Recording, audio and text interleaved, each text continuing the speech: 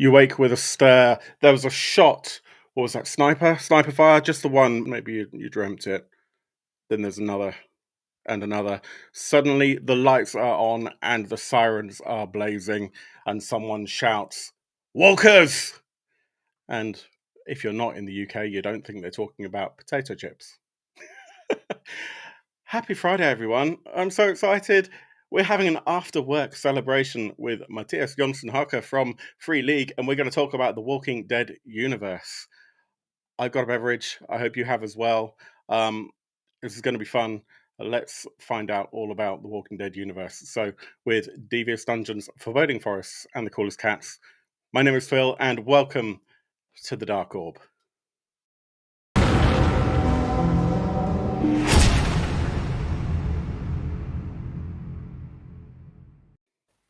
Mattias, thank you so much for joining. How on earth are you doing?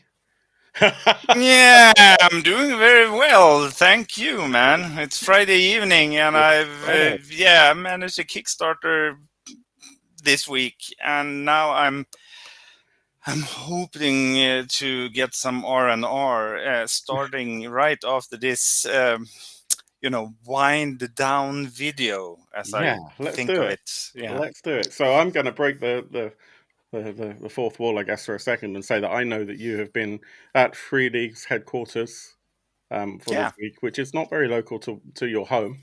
No, it's 800 kilometers from where I live. So I've done some of this and done some of hotels and stuff. Not really, no, the bads were not great, I must say. So I'd talk to those people at Free League and see if they can upgrade. But no, it could be worse. I'm the cheap one, so it's all on me. Well, I would then, in fact, talk to that Mattias person and see if he can maybe increase the budget. He's an asshole. So I think before we do anything, we should probably explain what is significant about an after work or an RV, because culturally, it's not something we technically have in the UK. You don't have RV? Not in that sense. No one in English says we're going for an after work. I look surprised, but I know this because you told me earlier, but I'm thinking we should do a little bit of drama here, right? Yeah. Anyway, and after work is actually the English word, but it's a Swedish term for, having worked like a dog all week, and then you get to go with your coworkers to the bar or to the restaurant and have a meal and have a beer, and then slanter home to make tacos to the family. Yeah, that's tacos about would it. be amazing right now. I'm starving. So I have been in the sense of we might be at the pub, for example. I've been eating some mini cheddars, and I have they're like a little kind of cheese cracker things like this. Yeah. I have a few left, but I'm going to try not to eat any on air. And I have a drink, and I hope that you have a beverage of choice as well. I do. Actually, I'm opening it right now. This is a fine Swedish soft drink, actually, called I shouldn't do advertising, but it's very much like Iron Brew, that one. Yeah, like so a fruit drink. And so I'll be drinking my Iron Brew like kind of, but if I'm saying Iron Brew, I should be able to say Trocadero, which is okay. And then I have a small glass of apple juice as well. Yeah. Excellent. Well, I have from a local brewery here, and we're not sponsored or anything like that. I haven't tried this, so you might see me putting horrible faces, even worse than usual. Neon Raptors Clusters, peanut butter and chocolate stout. So there we go. But I heard that, eating a peanut butter sandwich will add like at least 7 minutes to your life expectancy. So what you're saying is I need to get some bread and just pour this on. I think you can drink it as is, because I've also heard that a beer is like the equivalent of 10 or 15 sandwiches. So well, here we go. So it's dark. It's after dark. Yes, it is after dark. So great to see you, Mattias. It's been a while. And It's been a while, absolutely. I've been doing a lot of silly stuff over the past months, like 5e conversions of a perfectly good game called Simrum. But it's all jokes a aside, different way of presenting that game, though, right? So let's face it, it's a different game when you play it in a different system, and that's okay. yeah, it's totally Like, fine. And it's like instant coffee versus actual I coffee. have been, to me, the setting and the tone, even if the system does affect the tone of a game at the table, the setting and the stories and so on are the most important things for me. So it's not like I felt that working on the 5e conversions has been dull. Quite the opposite. It's marvelous to get to present this setting to fans that prefer another rule set. Simply, but you probably haven't revisited other than kind of corrections those earlier books for a while, and it's a chance to go back. absolutely. Kind of your home. Mm. And I mean, everyone who watches our channel and talks to us on Discord, if you're watching on YouTube, by the way, the Discord link is down there. Feel free to. And if you're enjoying, please like and subscribe and all that stuff as well. But Simbrum has long been my favourite role-playing game, and I don't mind telling you that because you already know. So why would I pretend otherwise? But the reasons why I like Simbrum are the reasons why I'm the most excited about The Walking Dead. Yes. And that's really interesting. Yes, Phil. Yes, Phil. But that's really interesting, isn't it? Because ultimately, they seem like very different games. One is about the Dark Forest and corruption, and the other's about zombies or walkers that are coming to attack you. And we all know what zombie films are like. And so if you don't know The Walking Dead as a franchise, we'll get on to what's different about the Walking Dead universe compared to, say, a Romero film, for example. But we should say hello to those who are in the chat. So hi. very good welcome to you. Good to see you, Bruce, Walt, Jason, Pedro. Jason isn't showing up here because he said hello before we got the pop out there. Bruce says you should only compare the drink to Iron Brew if it feels like your teeth are melting. Yeah, they are. Excellent. Actually, this is good. Walt says, will there be any gameplay videos released soon? We'll see. The thing is that the game is not 100% done yet, so it's a little bit of a challenge to do a gameplay video before that's the case. No, but I mean, we would have loved to be at that stage, but designing role-playing games it turns out a little bit complicated. So sometimes you aren't. Yeah, it takes a little bit longer than you thought. But I must say that we are in. I'm so happy with where we are right now. And we are not far from finished at this moment. But then there's the art and the layout and as we are working together with AMC on this one very closely, we also need and want and their input before we can show anything to the outside world. So also we have this Kickstarter in the making. So yeah, we will probably not show any files before like 3 weeks after the Kickstarter is ended, because that's the time it takes for Kickstarter to collect the pledges and whatnot. And but if all goes well, we should be able to have something close after let's see, by the end of April. It's pretty good. It's pretty good. Yeah, it feels. I'm so excited. I am as well. And I mean, I watched the AMC series up to about halfway through season 7, and then I stopped, and I never got back to it. And at the time, I didn't really appreciate what it was, I think. And it's only as I've, kind of now got a little bit of time behind me, and I look back and I realize what was actually really great about that show. And yeah, it's interesting. We'll have to touch on that. Walt says, I keep my eyes open, but I'm going to back this now. Excited for sure. And hey, Derek from Arizona, really great to see you. Thank you for joining. Yeah, I would love to do an actual play, probably from the starter set materials on our show, and it all depends on time and cast and everything. But yeah, it'd be great, and if we can do it, we will. Maybe you can have me as a player. You saw I've what never I seen can you do. play anything. Oh yeah, Yeah, you can play every NPC. yeah, please. I'll just activate your camera. You can go. Can you also play dying?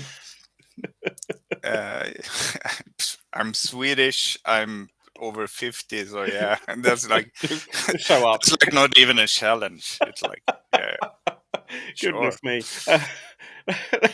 Um, let's go back to basics a bit, please, Matthias. Yeah.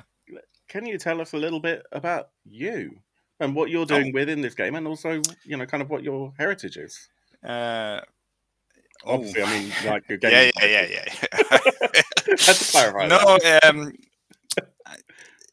I work as a writer, editor, brand manager, game director at Free League, and have actually done so, or actually worked with role-playing games since about, yeah, it's coming up on 10 years, I would say. It's like 8 years now, maybe, that I made a living out of it. Before then, I toiled a bit in the computer games industry as a story developer and lore developer, working on settings, and also a little bit of copy writing when it comes to dialogue in different computer games, video games. And prior to that, I had I guess, I don't know how it is in Britain, but in America, you would say that you had tenure at the university Yeah, as a yeah, same. lecturer, or Hmm. yeah. So I have a PhD, and I had, work. I worked at the university, but didn't feel like it was kind of what I wanted to do with my life. So, and I had this hobby business with a couple of friends doing role playing games, and I thought that, well, do you hear me? Yep. Yeah, Yeah. I got some Yeah. strange.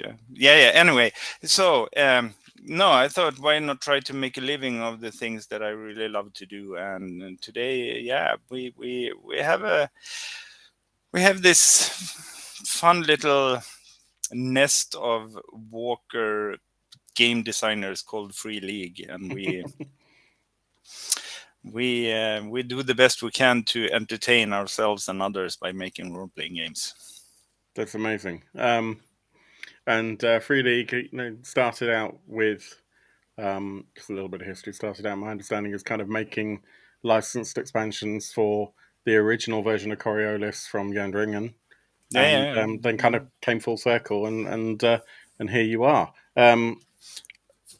It's great, and I'm a big fan of the company and what you guys put out. Um, let's talk about The Walking Dead. yeah, please. So, The Walking Dead, I love to. yeah. So, I'll talk about what I really am interested about with this game in a bit, but let's presume that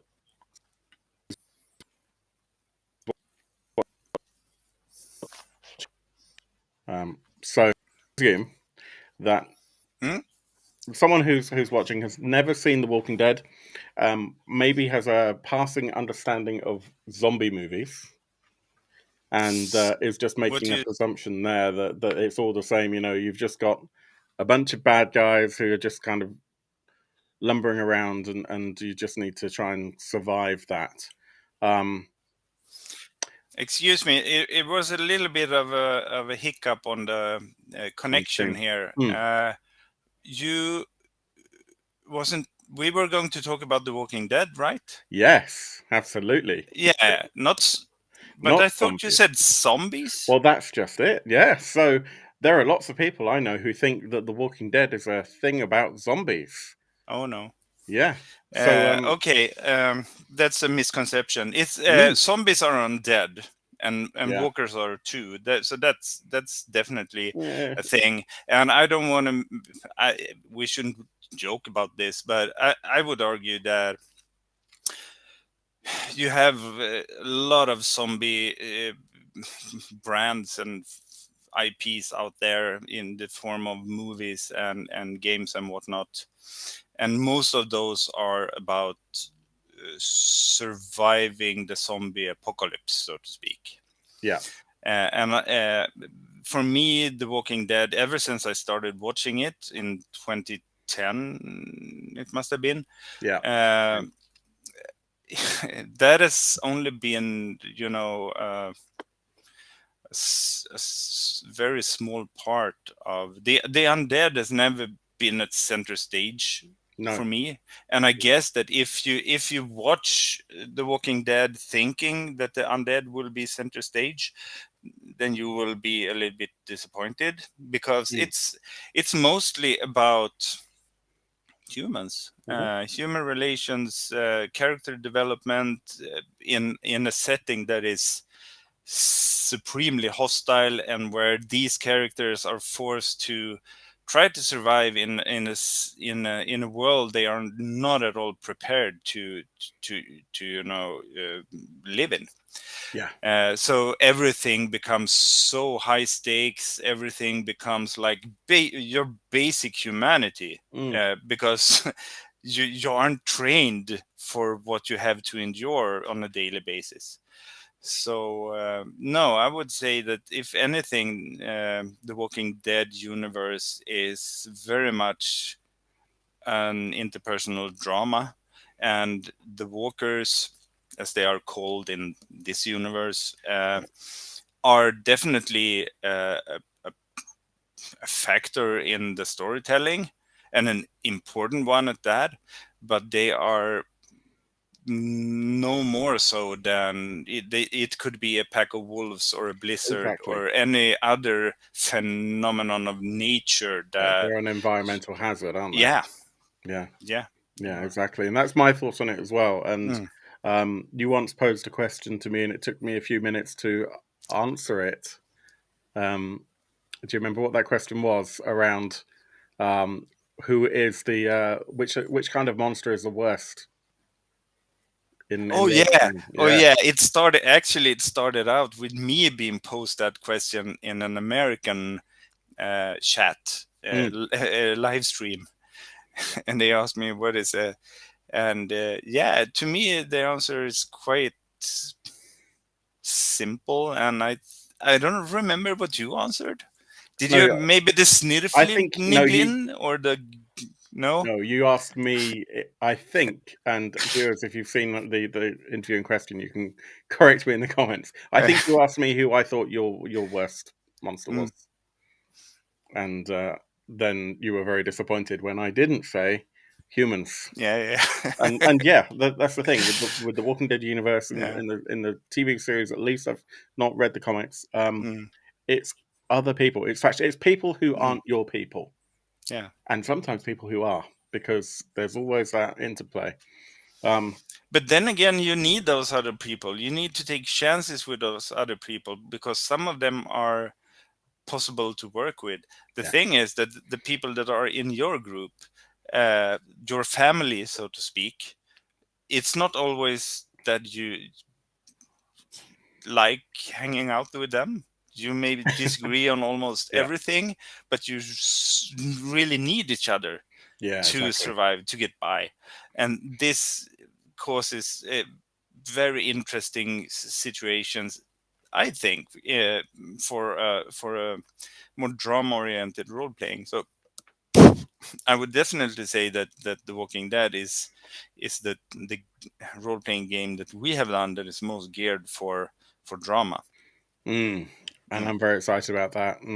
And for me at my table when we've played Symbaroum, Yeah. actually it's similar. The Mm. most interesting sessions are all about people. It's the Yeah. those areas of grey where you're faced with that difficult decision, and it's not the difficult decision of, well, should we take the ravine or the bridge to cross, through some kind of difficult terrain. It's both of these sets of people are inherently bad. Mm. Not entirely sure if we're bad. What do we do? No, I was actually having a little played a little mind game with myself earlier today, and thought that what would it be to play a group of explorers in the forest of Davokar Mm. if there was no uh, Ambria? Hmm. If you knew if you didn't know that, head south and we will, you know, reach some form of civilization. Mm. And I think you would land pretty close to what The Walking Dead is about. It's Yeah, about surviving day to day, yeah. and doing it with the people that are happen to be with you, whether you like them or not. So what And you're then doing you is, will meet yeah. other people, and they will have food, and you will be thinking, we need that food, and they will be thinking the same. Exactly. And yeah, where does that leave you? And maybe you can team up and hunt that big forest god and slay it and Mm. share in the spoils. But being humans, it's not unlikely that you will end up tearing each other apart instead. you know that's So you've made a role-playing game about the corporate working week. Thank you so much. No, No, I haven't. no, no, No, not at all. but I really really hope that this game will, because there are so many elements of exploration, of action, of horror, of scavenging, and all of these things that at least I love about role playing games.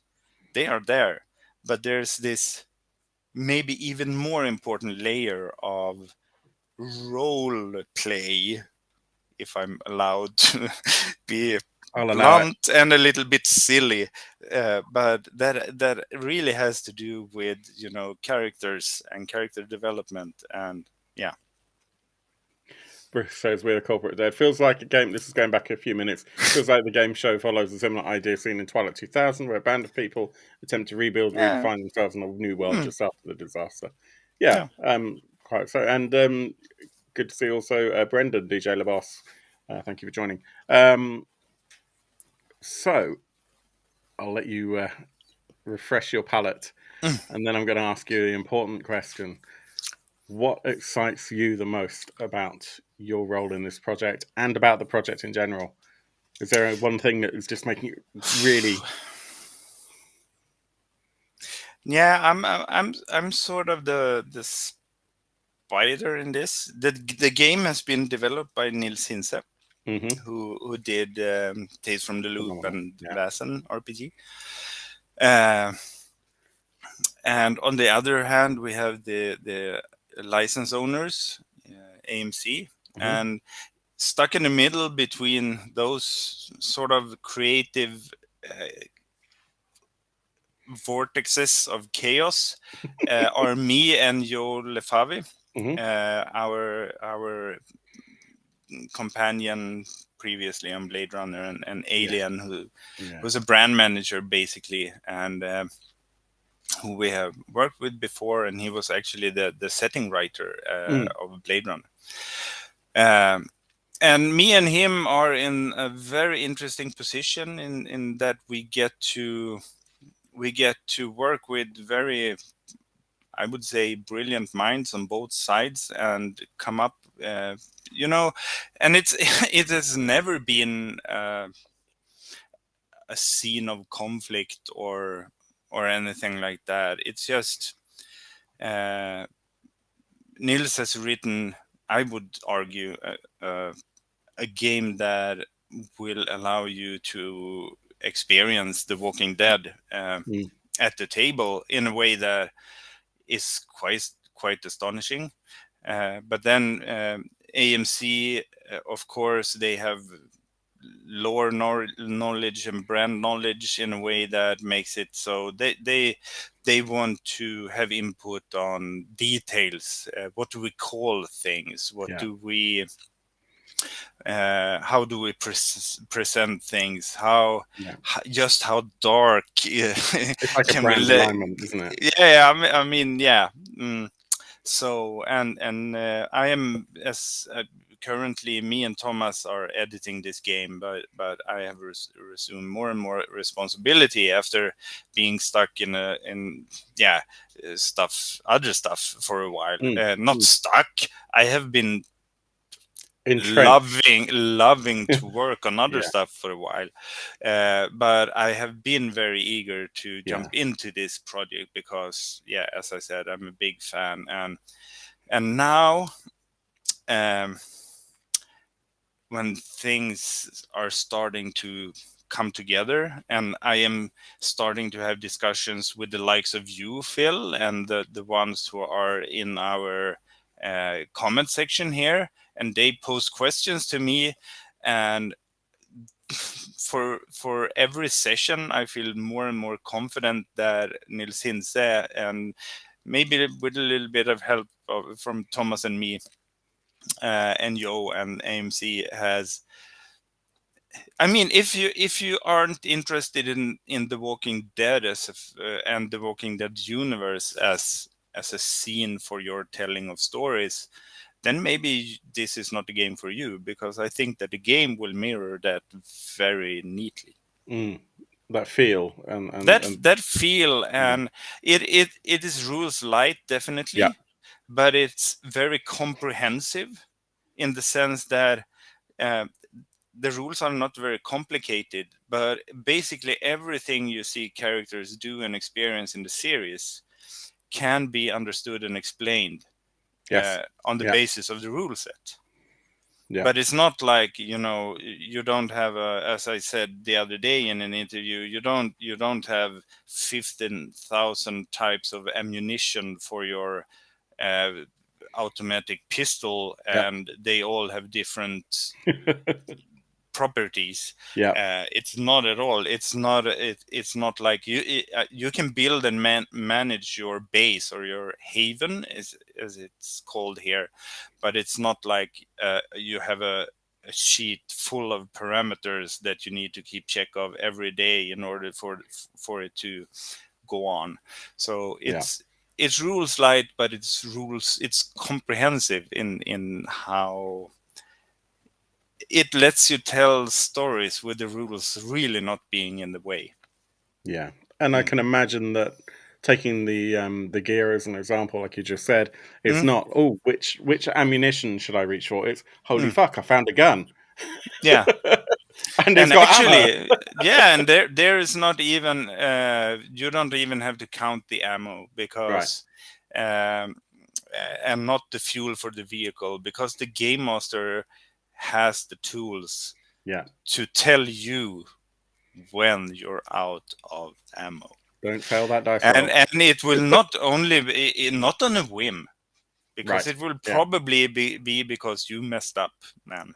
You Yeah. messed You up, made an and error. I Mm. am punishing you with running out of ammo, I or love it. fuel, I love it. or I getting a will flat tire, or whatever it can be. drink to this. Mm. Mm. And yeah, Bruce, that sounds more narrative. Oh yeah, I have it noticed, is. not that I like to speak too much about people that aren't here, but yeah, and you look at Nils's catalogue of Mm. games over the last 5 years or so, you can see this real progression in the depth. And I mean, I love Tales from the Loop, for example. It's really Mm. fun. But you know, look at Vesson, and it's got a little bit more bite to it, and obviously Blade Runner, and yeah, and now here, which has more bite than ever. Which brings me to one question, Mm. which one of our patrons, we have Patreon, thanks Devilo, Oh yeah. Mm. one of our patrons asked is, what happens if you get bitten? Is that something you can share? Oh yeah, I can. What happens if you get attacked by a walker is that you need to roll a certain type of dice roll, skill Hmm. roll, and I don't want to go into too much detail because that's not really interesting. The interesting thing is what happens if you fail. Then you have to turn to the uh, is it called the Walker bite table, or yeah, There's a Walker table. attack table? In anyway, it is basically a D66 table that you Oh, roll on, nice. Yeah. and it can be anything from you get away from the encounter with, you know, a little bit of more stress or some damage, Yeah. to your face is eaten basically, Didn't and need you that die. anyway, to be honest. Yeah. Um, So but I mean, and that is the case when you sort of get attacked as a person individually, mhm. uh, when trying to get away from or trying to fight a bigger swarm of walkers. And the real threat is the swarm itself, Yes. Yeah. because it can overwhelm you completely. And it can even, because normally you start off with you and your player character friends and a number of NPC survivors Hmm. start off together, having your own small haven, your sort of safe place in the world. And these NPC survivors are like part of your group, and you create them together, as well as you create the player characters together.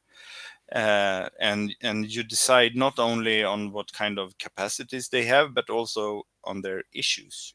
Mm. And issues are sort of the key to the narrative elements and also the story progression of this game, because issues are something that can pertain to individuals. It can pertain to items, to your haven, virtually to everything that exists in this setting. Yep. Yep. And the game master may turn every one of those issues into a challenge for you as a gaming group. And I mean, some of those challenges are may seem trivial, but in the world of the dead, there are really no trivial challenges, because everything gets so. It can be that like someone gets a cut from a rusty nail and gets sepsis, and Hmm.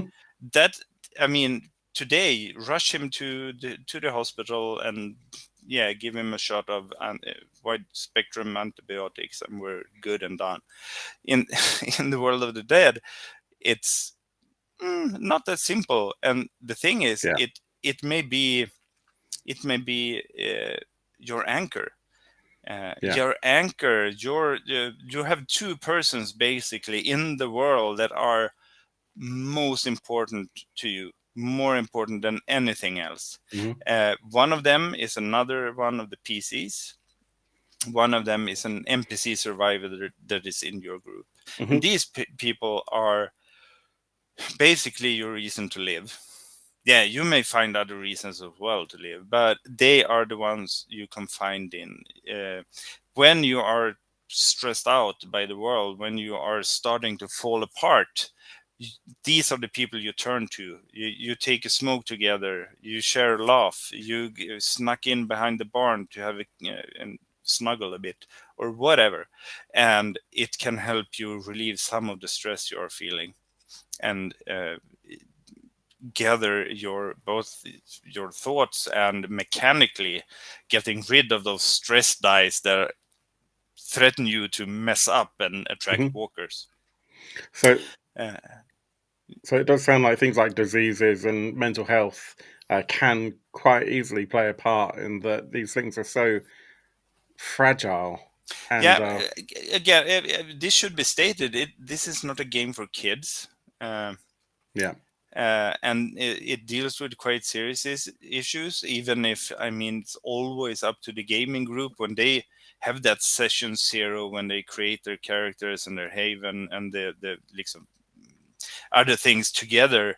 They Yeah. can set the standard, and Nils is very aware of the fact that this is a grown-up game and you need to treat it like that, and as a group. But we were going somewhere with this. We were talking about connections We were and going to say something really sorry, important. It feels like. I broke it for you. Can you like? skip back a little bit and we can listen to ourselves. And no, but this is a super important aspect of the game. It's not a game for children, Mm, and uh,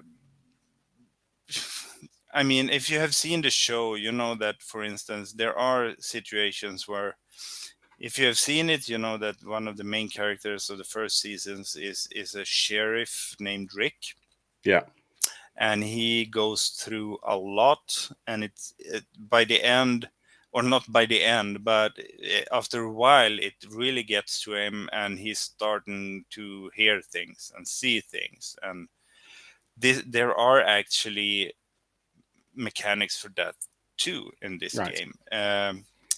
If it's called handling your fear. So Yep. if you during a session have experienced really stressful things, and there are clear examples in the core book, you have to make a roll to try to handle your fear, and if you fail that roll, you will become shattered, which is basically what happened to Rick when he started, hearing the Yeah. phone calls and Yeah. whatnot. Yeah. And coming back from that is absolutely possible, but you can't do it alone.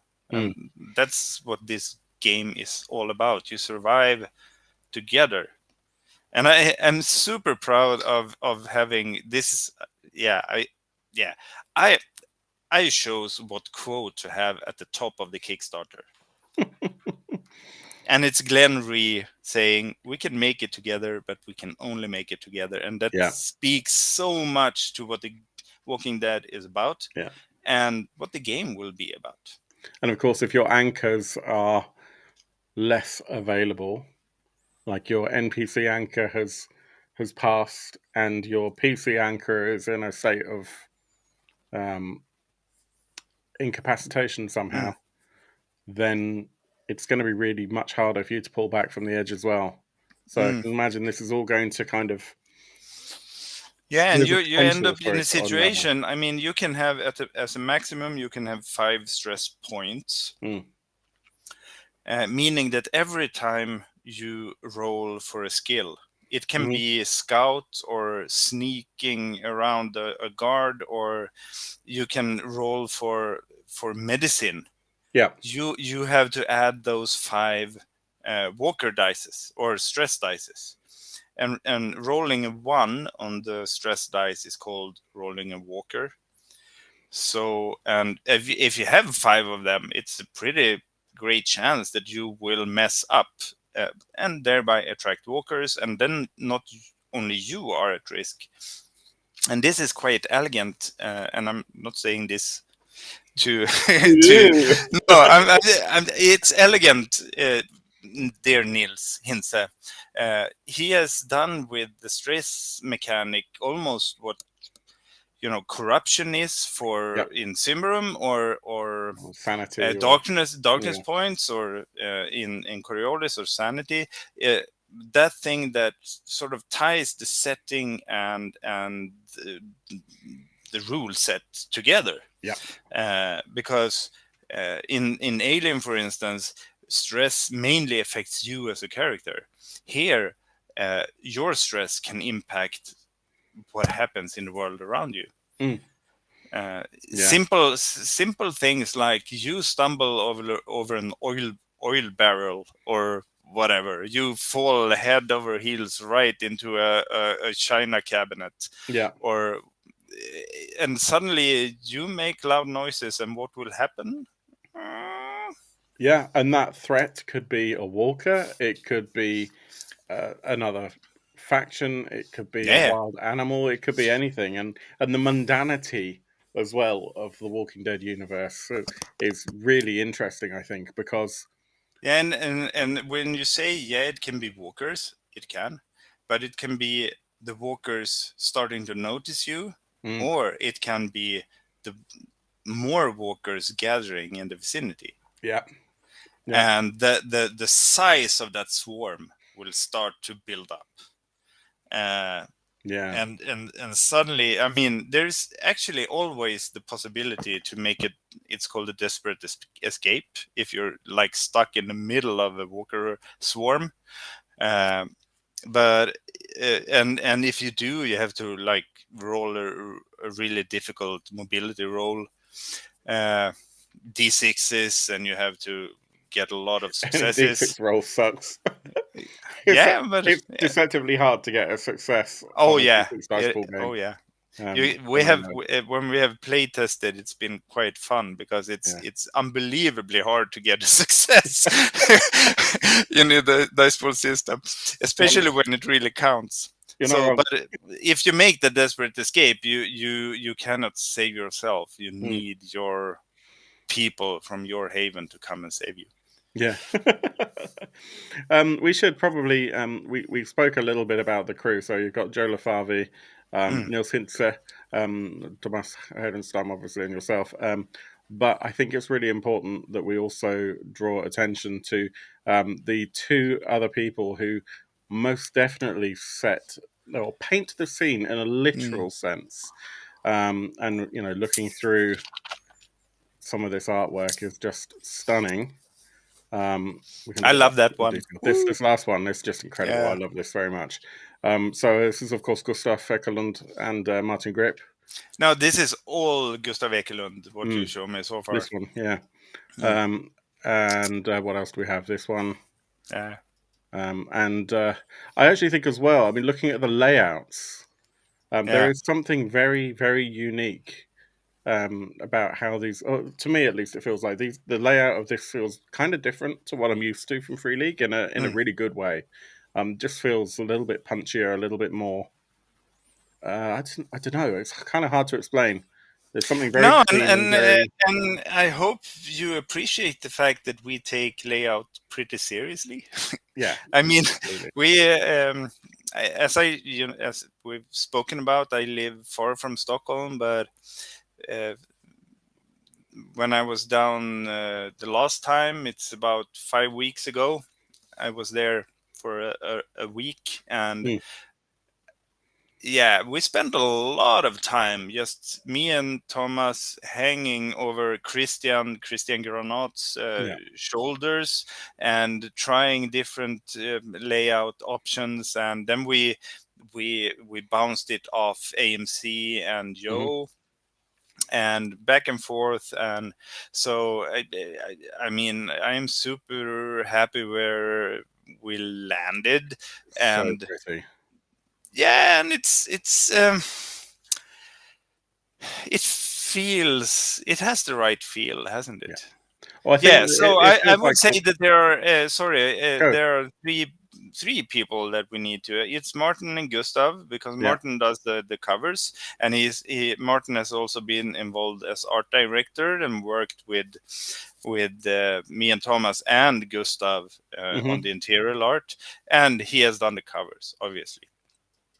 But then there is also Christian Granat, who is worth mentioning because Yeah. he is the Absolutely. magician that makes the books actually look as good as they do.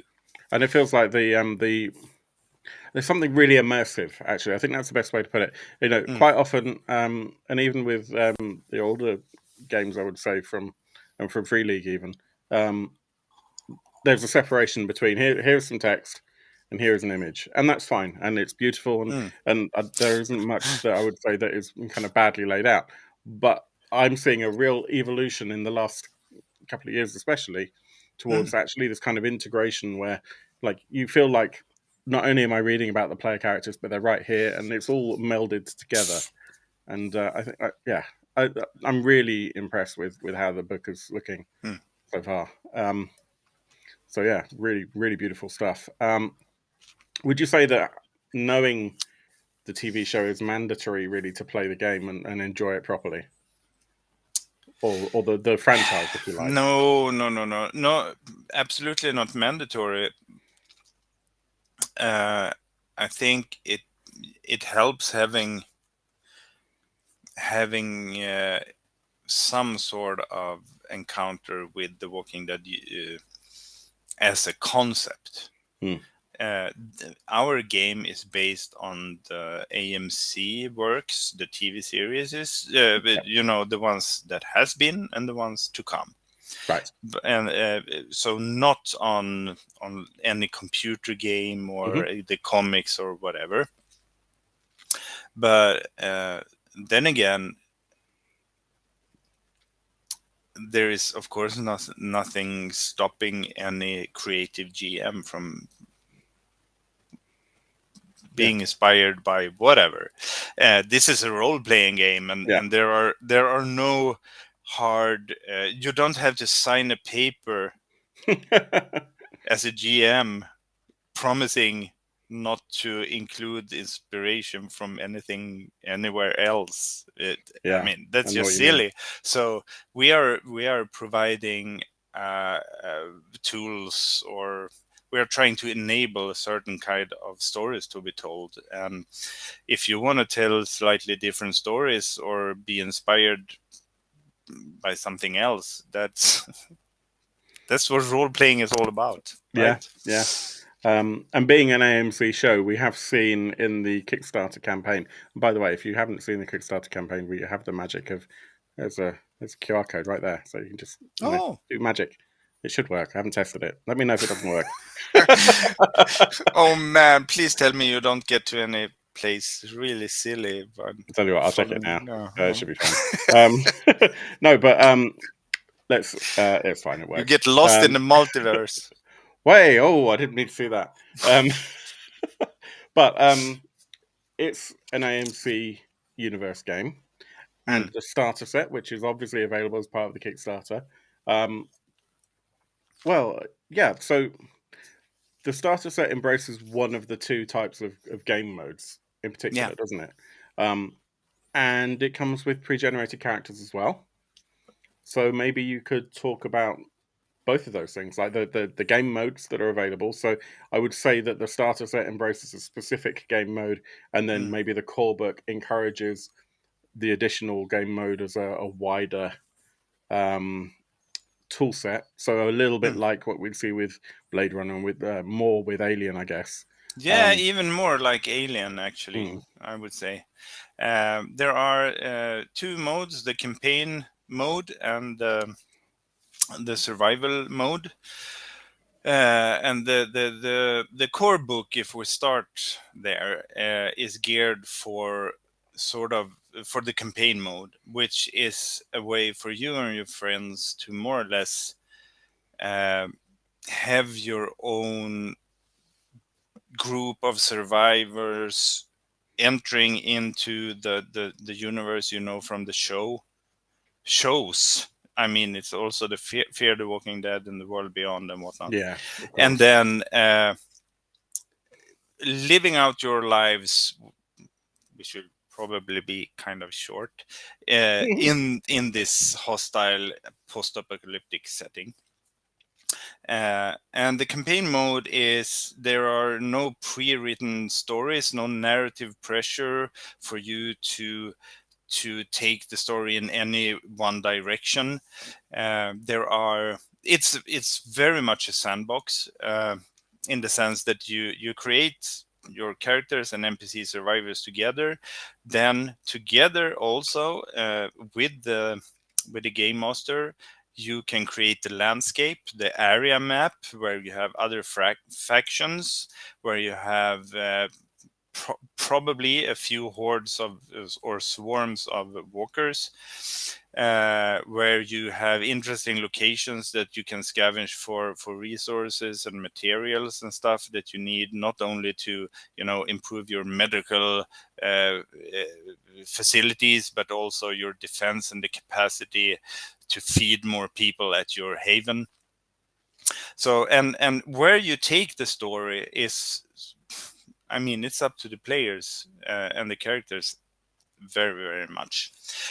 Then the survival mode scenarios that you will find in the starter set and probably in box sets going forth. We have not decided on the exact timeline or makeup of the supplements and expansions.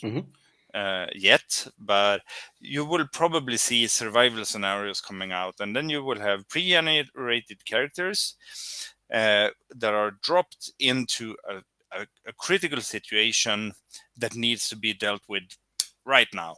Yeah. Much like the cinematics for Aliens.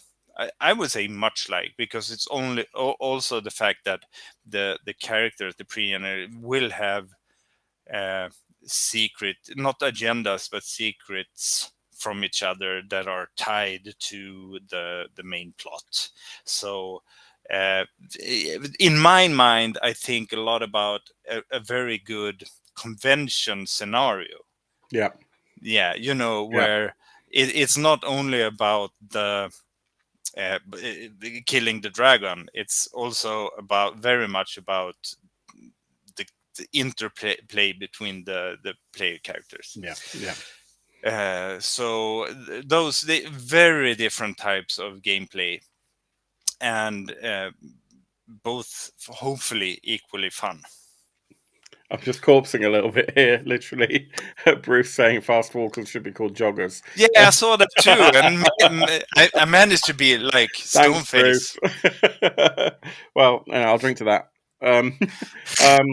But before I do, so the scenario, so you've got the survival mode with the campaign mode. I know that it's a little bit different, isn't it? So it feels like you're taking some elements almost from things like Forbidden Lands, as well as many Yes. other settings. I saw the discussions around the maps, plural, which I think Mm, is really interesting. I'd love for you to touch a little bit on that.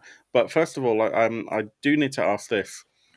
Obviously, this is a Year Zero engine game, and there's obviously always quite a lot of tailoring that happens whenever mm, Free League bring out a new Year Zero engine game. They quite often change quite a lot between releases, but you have the OGL, which kind of defines at the core what a Year Zero engine game is.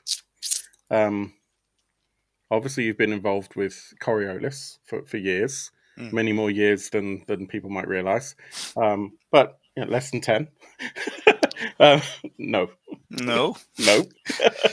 You did say 10 years. about 15. Yes, So absolutely. yeah. In the olden days, the pre-year zero engine days of Coriolis. Oh yeah. Um, um, and I know you've been involved in playtesting and um, kind of development of some of the other games in the Free League lineup, even though Symbaroum is really your baby. Mm. What's it like to be involved in the development of a Year Zero engine game? Compared to my other stuff, Yeah. yeah, that is a good question. Actually, I've play tested the Walking Dead universe a bit. For one thing, the last time I was in Stockholm, I ran a version of what will become the scenario in the starter set Mm. for Thomas and Costa and Anna and All the All also Stars.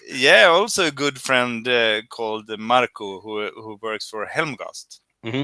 or a part of the Helmgast team, another Swedish role-playing game Amazing, company. Yeah. amazing company. So I got to run it as a GM, and it dawned on me very much that it felt like running Symbaroum. Yeah.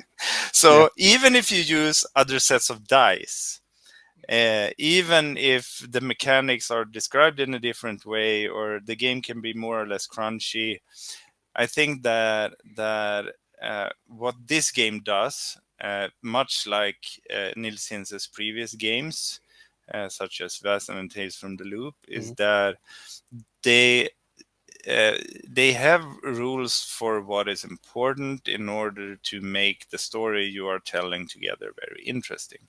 Yeah. And even if Symbaroum is much more crunchy, Coriolis is especially nowadays much more crunchy. Um, the there is that same vein of prioritizing the narrative over individual dice rolls or individual stats. Yeah. Uh, so no, I must say working on it has been, and it's such an elegant core system, the Year Zero engine. For Yeah. you who don't know, I've not been part in developing that. It was the Free League house system before we merged Free League and Järnringen. So, but it's a super elegant system, and Nils Hinze has mastered it, I would say. And then, there's a difference between creating a perfect system and then being able to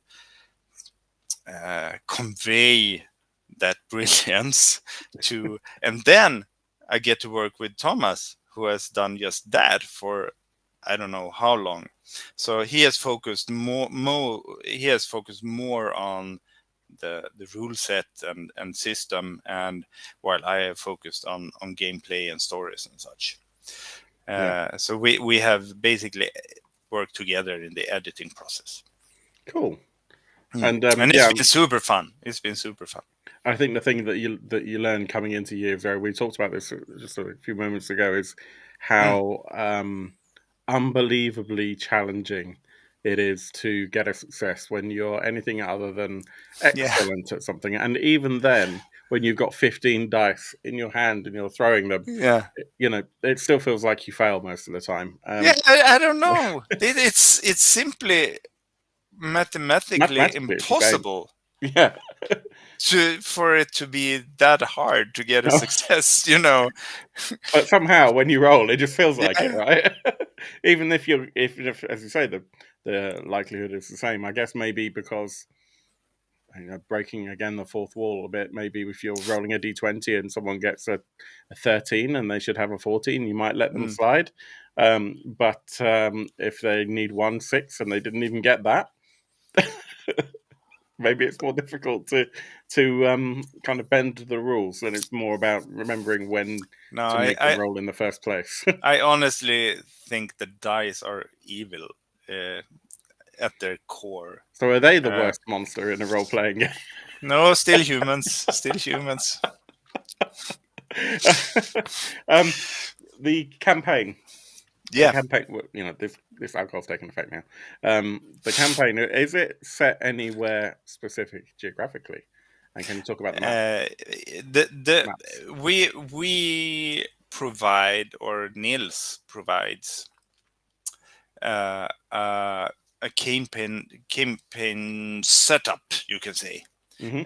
in the core book.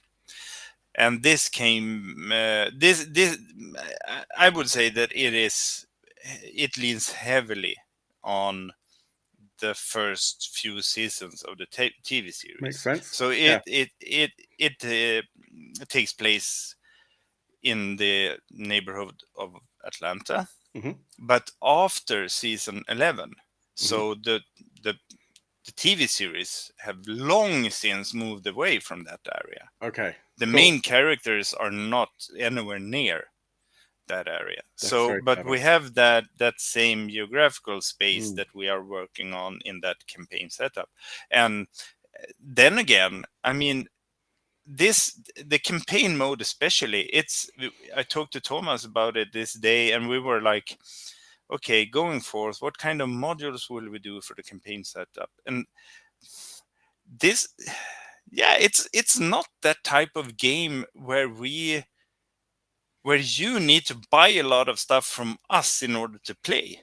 Mm. Actually, you need some form of map of a region somewhere between the 2010 and 2020 or whatever, and you have to organize it in sectors, square sectors that are like one European mile on each side, Yeah. and then you can start playing, and it can be your hometown, it can be your vacation paradise, where you love to retreat in the summers or whatever, or it can be that cool mountainous region that you saw in that film once, or Mm, mm, so. And when you can start playing directly after the outbreak, which is what I find maybe personally most interesting. yeah, But as I said, the campaign setup is designed to be staged after season 11 of the TV series. that's so clever. So I think that's really clever because that means that anyone who's a die-hard fan of the show knows intimately the location, but yeah. has free reign over what's still there, Oh which yeah, is wonderful. yeah. Yeah. No, I again, this is the Nils Hinz's suggestion, Mm. and it flies. He knows a But couple of things, that Neil it Strauss. flies. But I know that Nils himself, he uh, last summer, or like, I mean, a summer in Sweden is like 1 week and then it's fall again. But let's say last summer, and you know what I mean. Yeah, He and his friends played that a week. long campaign set in Sweden Wonderful. just to try the campaign mode, really out for size, and apparently had a blast. So you can place the campaign anywhere. I was the other day, I saw a Brit crime series called Sherwood, Hmm. and yeah, why not, slice up the Nottingham Sherwood region in Man, nice that's where I live. slices. And yeah, I know that would be super cool. There are a lot of interesting small communities that kind of deteriorated and be full of feel like walkers with cool Stupid hat. hats and whatnot. And there are wilderness regions, Mm. and a little patch of forest where someone in a hood is swinging through the trees and whatnot. Stealing all your shit. Yeah, stealing all my shit. Well, I All just my moved there. Don't wreck it, Matthias. Says Jason. It's true. It's true. Actually, we just started a couple of months ago now. We started doing the Tales from the Loop starter set, which is oh, the Recycle Boy. Unfortunately, we're struggling to get the second half scheduled in person, not an online mm-hmm. game. And I've just picked up. I don't know if you know what ordnance survey maps are, but like government topographical maps Yeah. of the area around Yeah, yeah. the yacht, the area around there's a coal-fired power station not that far outside of Nottingham, and with like all the kind of cooling towers and stuff. And so this is our location for Tales from the Loop. And Mm. yeah, it's been fun. We just need to get past this real world scheduling thing that just ruins everything. Wouldn't it be nice is if like the zombies took over the world, or I should Nice. say undead, and like all ordinary day-to-day business just went up in smoke, and we could play games all day. That would be great. I mean, Yeah. there are some challenges. Like, I mean, who's going to provide the pizza for these games and the Yeah, beer? sorry, I'm so stupid. You're so Didn't impractical, think of that. Matthias. Yeah. The what was I going to ask about? The okay, so we talked about the Haven. Now, the Yeah. Haven is very similar to a certain feature that we see in Mutant Year Zero, for example. Um, Yeah. Mm. so, are there But areas yeah, that have been directly pulled from other games that you can think of off the top of your head?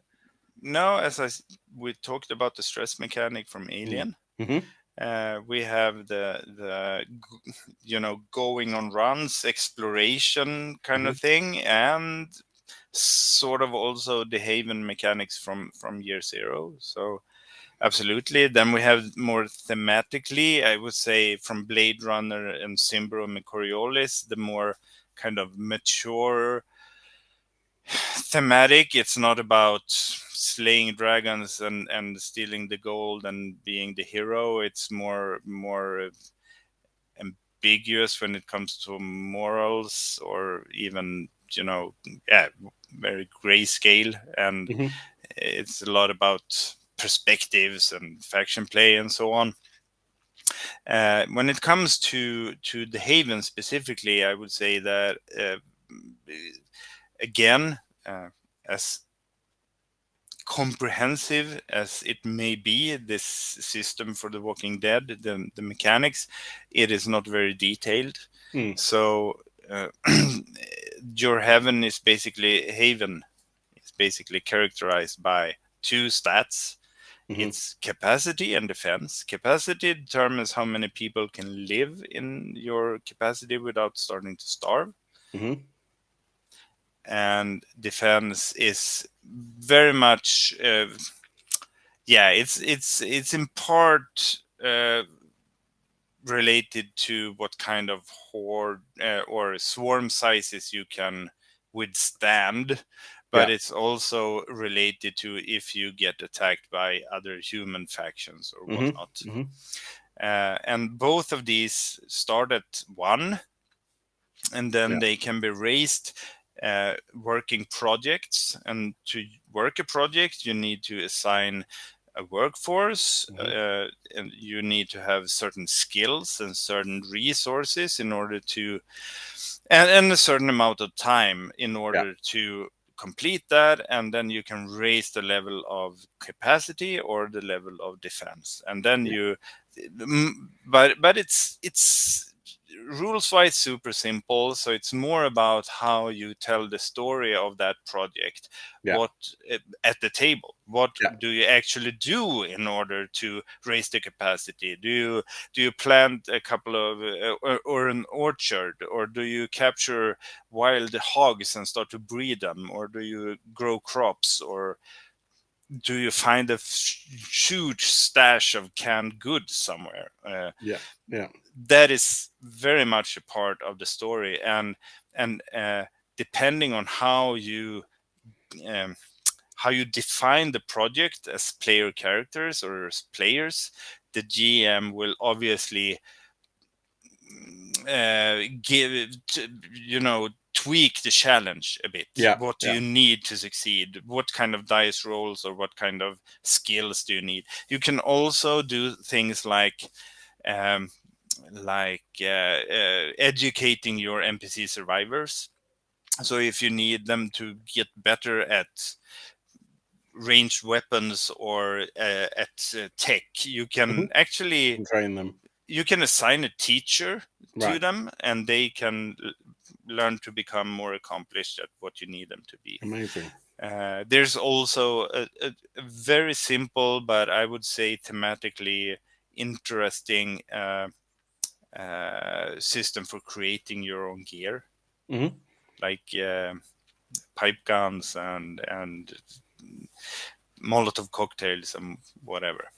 So you and that is also handled as projects in your Haven. And am I right in thinking that a little bit like running Alien, there is some encouragement that your Haven would be placed on a map, and that map would be a map for the PCs, for the players, but that the GM is encouraged to have their own version of the map where they will have all the factions and all the points of interest, which only obviously they know what's there.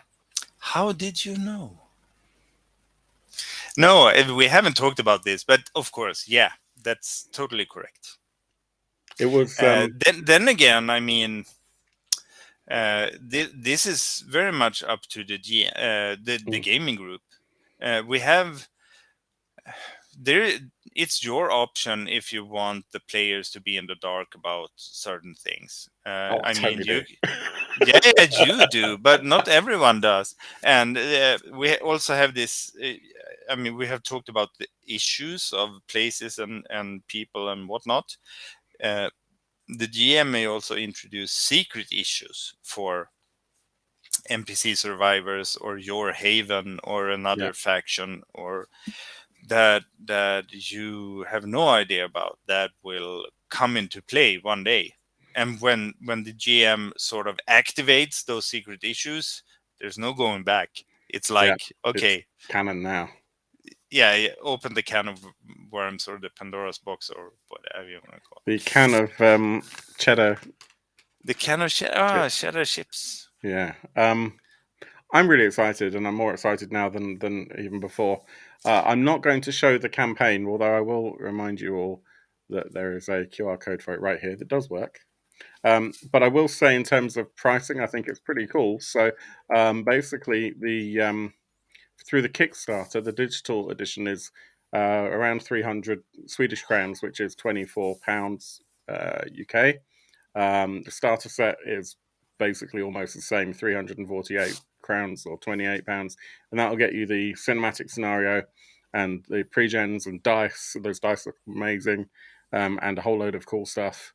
And then you look at the core rulebook, which is £40, 498 crowns. Then the core book with the starter set, which, to be honest with you, if you're interested in this, that's probably where I would go if your budget allows. I think that's a really good uh, idea, because you've got the starter set, which enables you to just throw this down at a table with your friends and play as Michonne or whomever. Or the pre-gens are all, I believe, the AMC TV characters. Well, there are five. There were five pre-gens even Mm, before this Kickstarter started. mm. So Michonne and Glenn and Michonne's my the best. fave Carol. No, Michonne's Carol. the best. No, Carol No, is Michonne. She's got the badass okay. sword, but she Okay. can't wear Oh yeah, prosthetics. yeah. Okay. Yeah. Anyway, those will be optional as well as Yeah, fully playable play amazing. characters, but Great. I wouldn't play them during the the included survival scenario. No. Okay. Playing for other things. I Mm. see. And that's £63 for the core book and starter set bundle. Those of you who are watching the comments will see that Bruce has mentioned the fill level on our channel. What everyone else likes to refer to as the fill level, is the most expensive level that isn't a retailer pledge. So Yeah, that normally yeah. is the one that comes with all of the shit. Is that because you're so filthy rich? I would be if I didn't. um, but I will. Yeah, I don't mind telling you that the fill level for You this heard is, that I said yeah. filthy Oh, I heard rich? it. I Yeah, just yeah, chose not yeah, to listen. yeah, yeah. The deluxe bundle, which has the Walking Dead Universe RPG Core Rulebook, which is the deluxe edition, which is red cloth, I believe, with a Yeah. black hand on it, um, and the starter set, and PDFs as well, obviously, and digital stretch goals. And there are physical stretch goals as well. A lot of those go to unlocking more stuff that Mm. goes in the starter set, so adding dice and all that sort of stuff. But And the as well, threat meter, I love that all the one. little, yeah, Yeah, yeah, those things are always really helpful. I really like having tactile things to yeah, yeah. throw at the And you table. will have it on the table, Mm. and you don't have to say the threat level increases one step. You just move Reach that over, dial. yeah. Yeah, It's and the like players will go. "Ah!" it's like that moment when you're running Coriolis with darkness points, and I don't know Yeah, if yeah. any of you have played Coriolis, but my darkness points are little glass beads, and I hide them behind the GM screen, and they can just Mm. hear them being dropped into it, and they're like, "Oh God, what have I done?" So yeah, what have you done? You're not going to know whether this was actually scripted to happen anyway, Mm. because you always got darkness points. You spend them when it feels thematically appropriate. Mm. But yeah, so that the deluxe bundle has that Kickstarter exclusive cloth bundle, I presume like a Vibram cover.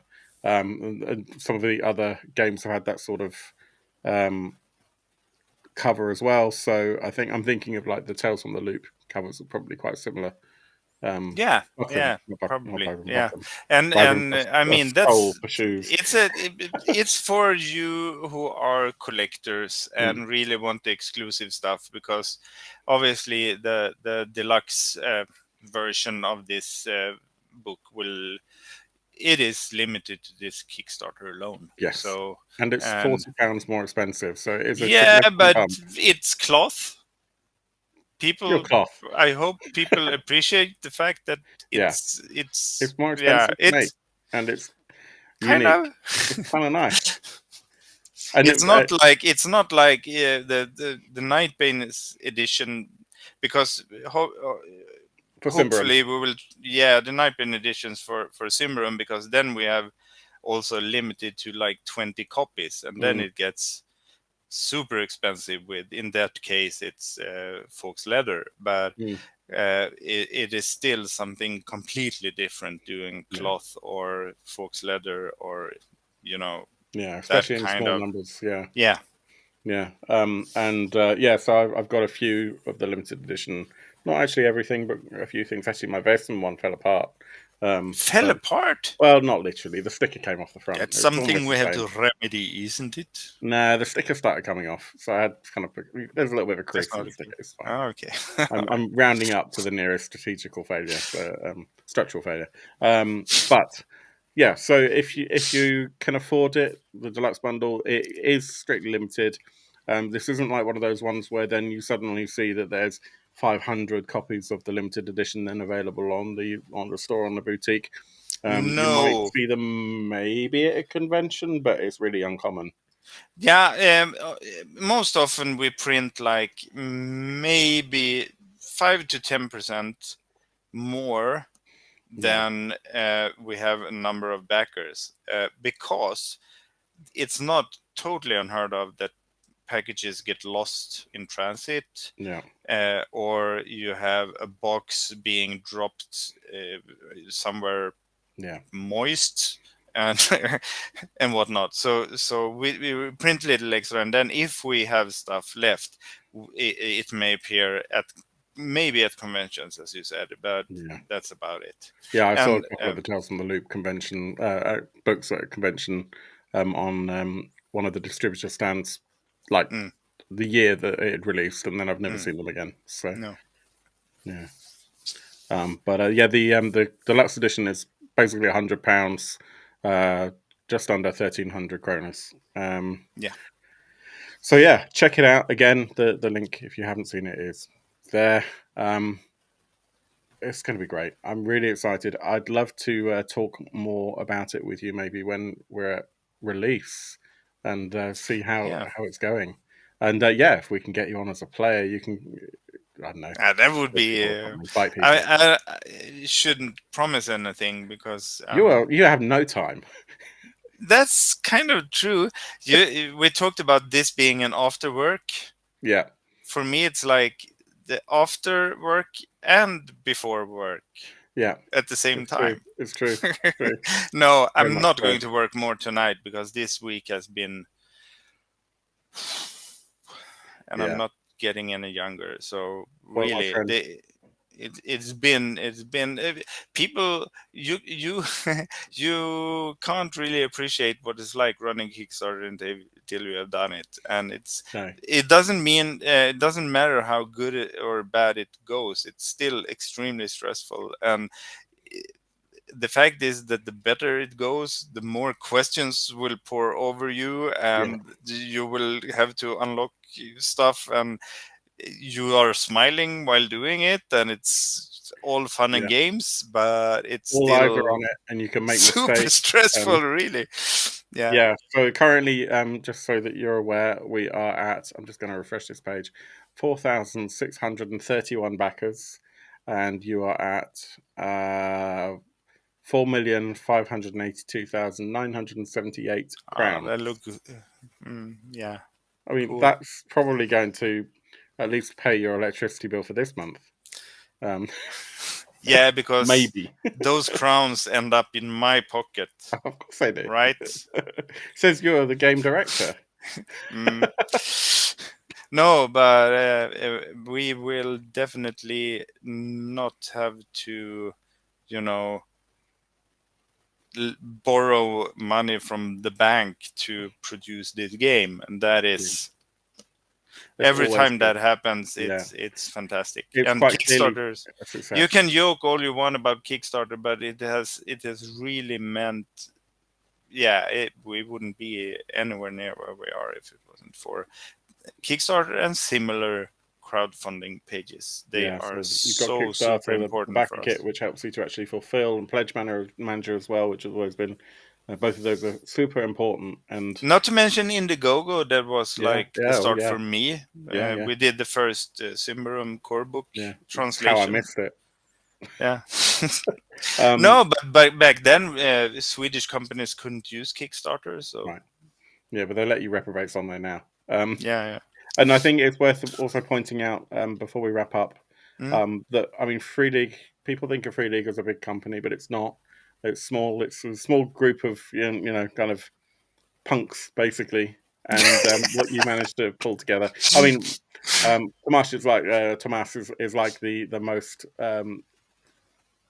I don't know, clean cut punk I've seen in a while.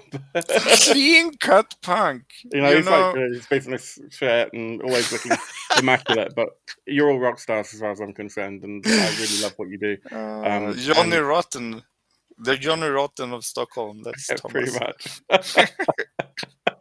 But this campaign is obviously going to continue to do very well. I'm really hoping that we'll hit 10 million Swedish crowns, but we'll see. That would be, Let's see. yeah. It's not Let's impossible. see. It's not impossible. Let's at least hope. And I will No, just and ask. you know that at this point where we're at now, Mm, with the support we have, uh, we are kind of beyond having to be stressed about the yeah. funding total. Yes. Yeah. You just enjoy the We ride. know that we, and much thanks to the ones already supporting us, we will continue to climb. If we don't reach 10 million, that's not what this is about. No. Reaching as high as possible. It's just as important, or even more important, that we are at the stage now where we feel that we have the support we need to really do this without risking anything, and that's thanks to the backers. I mean, they give us peace of mind, uh, and it's worth so much. Well, I think you it know goes both ways, Matthias, and I think it's important. And Pedro also said this as well in the comments. mm. Is that the only reason the backers do it is because the product is good, Oh, and it's really important to remember I'm that. looking at the Pedro's comments Yeah, right you now, completely and underestimate how much the fans I'm obviously it's I true. don't know if it shows how much I'm blushing, but thank you so much for saying You're so. radiating. It's no.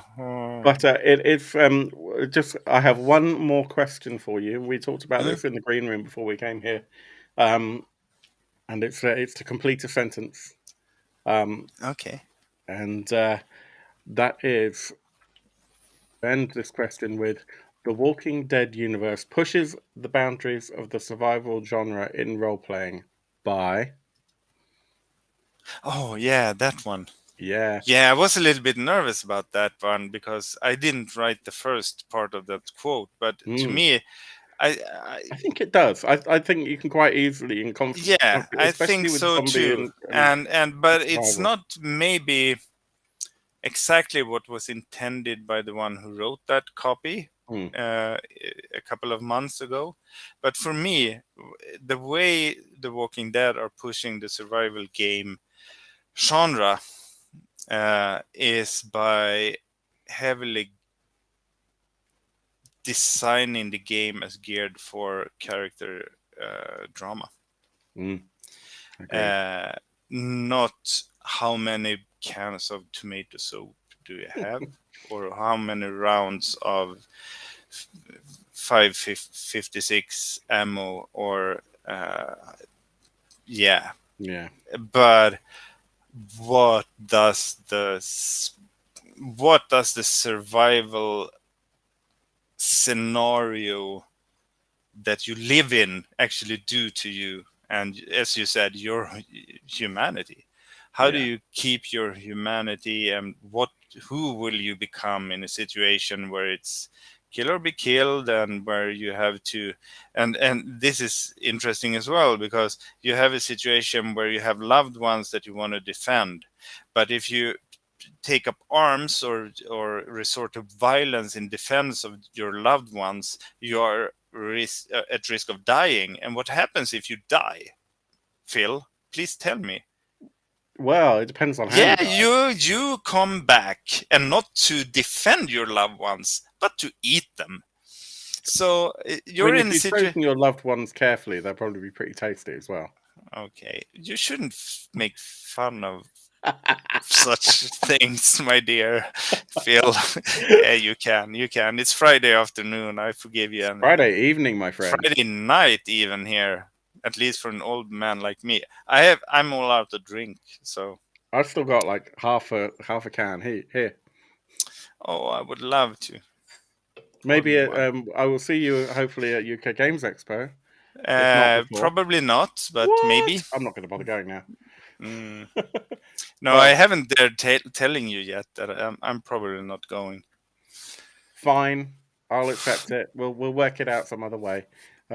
I'm actually Honestly, Phil, you and me talk more when we are not at Games Expo It's than true. we're. This is true. Yeah. Well, I'm hoping to. Sweden Rolls are having a little mini convention. I'm hoping to be in Stockholm for that. Yeah. But Maybe. we will talk before then. Hopefully We will here very or soon talk about part 6 in the Throne of Thorns, I'm yeah, hoping. my Discord has been blowing up. Mostly like 2 people asking me if I know anything about this. So yeah, I'm not Oh, joking. my super fans. Those two. I know who they are. And yeah, so It's my mom and dad, right? they're wonderful. They've sent their regards to you. Um, I've got to say thank you to everyone down on this side of the screen Oh, yeah. that has Thank been you very much. joining in with the live comments. You all make this show worthwhile. Please, if you haven't, I would really appreciate if you like, and if possible, if you'd like to, then please do subscribe, because it helps us to level the channel up, and we're all about trying to get that new shiny pair of pants. So yeah, that would be amazing. But Matthias, it's Friday. It's Yeah. the end of a long and hopefully rewarding week. I I need to go to sleep now. So, Yeah, me too. mm. I hope you have a wonderful weekend. Thank you so much for joining, and It was a yeah, pleasure good as luck for the always. rest of the campaign. This is going to be great. I can't wait to get it to the table. It's everything that's great about free league games. Mm. So Yeah, I think so. yeah, I will give my your love to Nils, and of course Thomas and the other guys as well. But I yeah, mean, this is the root, or the stem is very much Nils Hinze, and then we have yeah. helped polish and trim this. It's going to be. I was going for, this is going to be an evergreen. So I hope it will be, actually, because it has the potential, I would say. Some kind of corrupted dripping with spores. No, that's a different franchise. Mm. Yeah, I'm going to let you get some sleep. Thank you, everyone, Yeah. for watching. I hope you enjoyed the show. We'll be back probably a Friday very soon to talk about other stuff that's on Kickstarter. We'll probably even talk about this campaign, because we haven't shown the Kickstarter campaign, so that we can talk about it with other members of the community later on. But yeah, until we see you again, thank you so much for joining, and I hope that your dice rolls end up way better than mine do. Take care, everyone. Thank you.